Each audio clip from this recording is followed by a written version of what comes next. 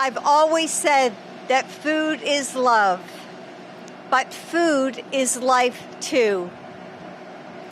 And I've been heartbroken to hear the stories of parents searching for formula. As a mom and a nana, it's impossible to hear the stories of children suffering and not imagine your own children in the same position. Food is the first and most important way we nurture our children. Joe and his team have put solutions into place to get formula back onto the shelves. Ya, kembali lagi di Morning Traffic 94,7 FM MG Radio Network, More Than Just News. Dan itulah pernyataan dari Ibu Negara Jill Biden, MG Listeners, yang menyambut langsung kedatangan puluhan ton susu formula bayi yang diimpor dari Eropa dan tiba di Bandara Internasional di Dulles hari Kamis kemarin. Jill Biden berharap susu-susu formula bayi ini dapat segera masuk ke pasar dan menyudahi kelangkaan susu bayi di Amerika. Dan untuk membahas hal ini lebih lanjut, kita sudah tersambung dengan jurnalis VOA Indonesia, ada Eva Mazrieva di Washington DC. Selamat pagi waktu Indonesia, Mbak Eva. Ya, selamat pagi Naila, sehat ya? Kita terkait dengan kedatangan susu formula ini, apakah sudah bisa menutupi kelangkaan susu bayi yang ada saat ini, Mbak Eva? Ya, belum Naila, jadi belum bisa menutupi kelangkaan susu bayi yang ada saat ini karena memang kebutuhannya tuh luar biasa sekali di sini.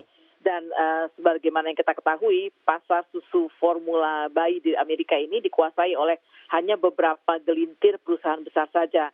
Misalnya saja Abbott ya. Dan kita bisa ceritakan sedikit barangkali meskipun susu-susu sudah mulai datang hasil impor dari Eropa dan dari beberapa kawasan lainnya, tapi susu yang didatangkan ini masih sifatnya susu untuk bayi yang alergi pada susu-susu tertentu. Jadi untuk hypoallergenic babies food ya. Dan ini totalnya baru sekitar 60 ton. Sementara kebutuhan bayi yang alergi aja itu sebetulnya sangat banyak sekali. Tapi masih lebih mending dibandingkan minggu lalu yang sama sekali tidak ada susu di pasaran. Dan bayi-bayi yang memang alergi pada susu ibu maupun susu formula biasa itu sangat mengkhawatirkan. Ada beberapa yang bahkan masuk ke rumah sakit nih Naila. Tapi kalau saya bisa ceritakan background-nya sedikit ini ya, mengapa sih sampai Amerika itu kok negara adidaya tapi bisa kehabisan atau kelangkaan susu gitu ya. Ini karena sebetulnya sebelumnya kita punya masalah dengan rantai pasokan. Kalau Naila atau para pendengar di MG Listeners ingat ya, tahun lalu itu kan ketika terjadi pandemi COVID-19 sempat terjadi kelangkaan pasokan. Masuknya ke dalam pelabuhan susah, udah sampai di pelabuhan juga barang-barang nggak bisa turun dari kapal karena nggak ada pekerja, karena masih merebaknya COVID-19 gitu. Tapi setelah itu mulai reda, ada musibah baru lain yang datang gitu, yaitu ketika pabrik susu formula utama yang ada di Amerika, Abbott, itu ada beberapa susunya mengandung bakteri sehingga waktu itu ada sekitar 4-6 bayi yang jatuh sakit, 2 diantaranya bahkan meninggal dunia. Nah, akibat 2 bayi meninggal dunia ini, kepala FDA atau Badan Urusan Pangan dan Obat-obatan Amerika itu menutup pabrik yang ada di Michigan, minta agar pabrik itu mensanitasi dulu seluruh pabrik sampai bisa melakukan produksi kembali. Nah, entah kenapa ini dari bulan Januari ke Februari itu kok urusan sanitasi pabrik ini nggak selesai-selesai hingga akhirnya pada bulan Mei ini terjadilah kelangkaan susu besar-besaran karena pabrik sama sekali tidak bisa beroperasi, sementara susu-susu yang tersisa di pasar tuh habis dibeli oleh para ibu. Naila. Mbak Eva, adakah upaya-upaya yang dilakukan masyarakat sipil untuk mengatasi hal ini agar tidak tergantung pada pemerintah semata? Karena tadi kan meskipun pemerintah juga sudah menyuplai ya puluhan ton dari Eropa, tapi kan ternyata belum juga mampu untuk menutupi kelangkaan dari susu formula di sana. Iya, jadi di Amerika ini sampai ada segelintir ibu-ibu, terutama mereka yang kebetulan memiliki produksi ASI berlebih, itu menyumbangkan ASI mereka pada apa yang disebut sebagai bank susu. Jadi kita dengar barangkali kalau dulu ketika ada kesulitan, kita punya kayak koperasi pangan di mana orang bisa datang terus minta makanan, dalam arti roti, ubi-ubian gitu ya, kacang-kacangan ketika kita sedang dilanda COVID dan banyak orang yang menganggur. Nah, kali ini didirikan banyak bank susu itu untuk membuat para ibu yang punya kelebihan ASI tadi bisa menyumbang ke situ. Tapi nih Naila, nggak semua perempuan yang punya kelebihan ASI bisa langsung datang dan nyumbang nih, bisa langsung telepon dan bilang, aduh saya punya kelebihan ASI, saya ingin support ini Bang Susu. Tapi dia harus datang dulu, lapor, lalu akan diperiksa kesehatannya, diambil darahnya, dipastikan bahwa dia sehat dan susu yang diberikan itu betul-betul aman ya untuk bayi siapapun yang menerima, baru setelah itu dia bisa menyumbangkan susunya.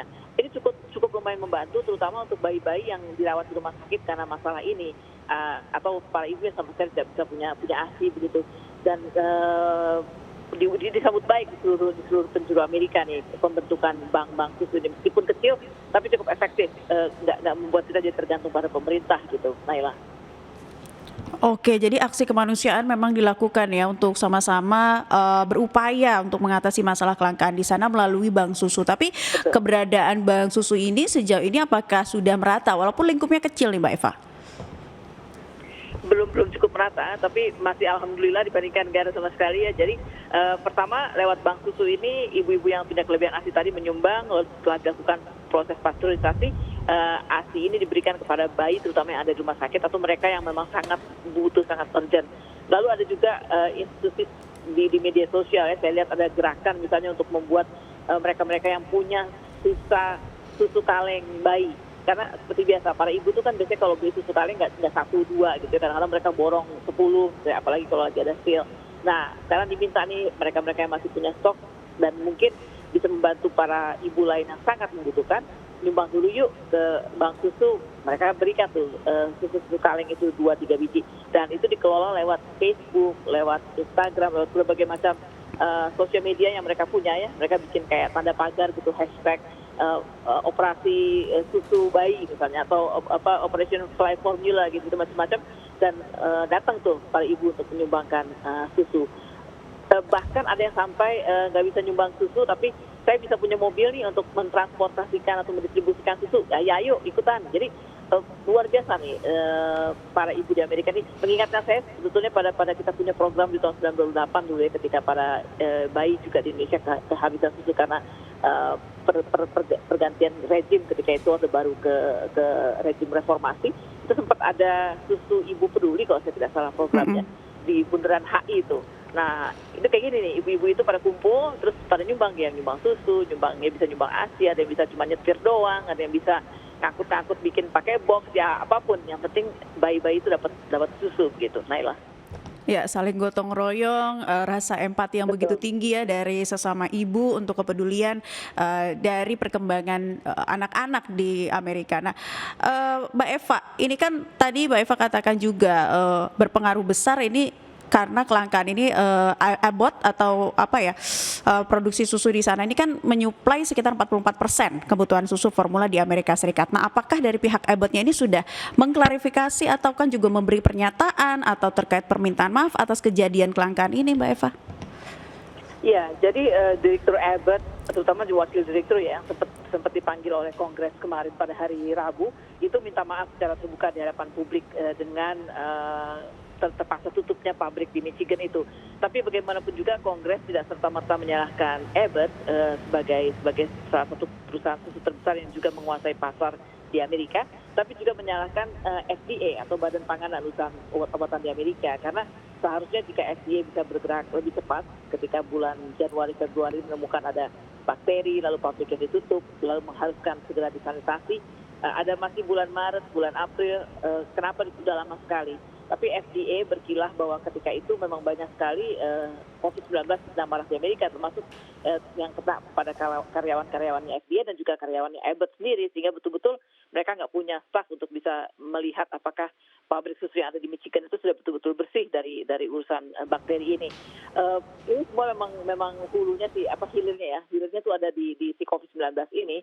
Andaikan ini bisa betul-betul sudah kita atasi, nggak sampai jadi panjang gitu urusannya, Naila ya. Karena sedih juga melihatnya ketika kita datang ke pasar-pasar tradisional atau supermarket sekalipun sama sekali nggak ada susu bayi yang tersedia untuk mereka, untuk bayi-bayi kita.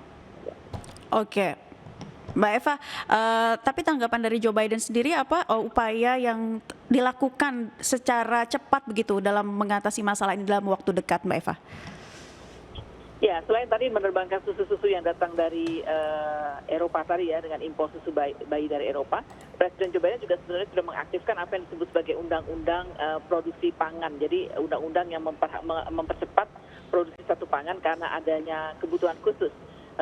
Ini undang-undang yang sebetulnya jarang kita pakai, tapi kali ini diaktifkan. Namanya Undang-Undang Produksi Pertahanan Pangan.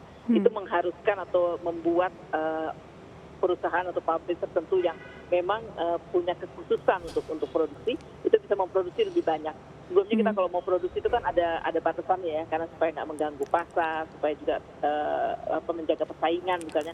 Tapi ini karena sedang ada kekurangan besar-besaran, maka undang-undang ini diberlakukan dan perintah ini membuat para pemasok, terutama pemasok produsen susu formula itu wajib bekerja keras lebih keras daripada biasanya untuk memenuhi kebutuhan pasar begitu.